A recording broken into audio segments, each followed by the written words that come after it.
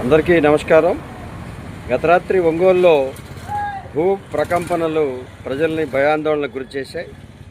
గత దశాబ్దంగా అనేక రకాలుగా అనేక చోట్ల వస్తున్న భూకంపాలపై రాష్ట్ర ప్రభుత్వం కావచ్చు, జిల్లా అధికార యంత్రాంగం కావచ్చు, ఎలాంటి చర్యలు తీసుకోలేని పరిస్థితులు ఈరోజు కనపడుతూ ఉన్నాయి.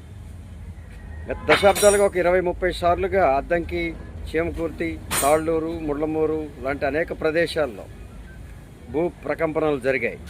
దానిపై ఎలాంటి సర్వేలు నిర్వహించలేదు. పర్యావరణ పరిరక్షణ సంస్థ తరఫున అనేక సార్లు విజ్ఞప్తి చేసినప్పటికీ కూడా ఈరోజు నేరుగా జిల్లా కేంద్రంలోనే ఈ యొక్క భూ ప్రకంపనలు 2 సెకండ్లు దాదాపుగా వచ్చినట్లుగా ప్రజలు చెప్పుకుంటూ ఉన్నారు.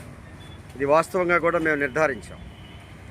దీన్ని ఎందుకు ఈ విధంగా జరుగుతూ ఉంది, ఒంగోలు పరిసరాల్లో ఎందుకు పలుమార్లు భూకంపాలు వస్తూ ఉన్నాయి అనేది మనం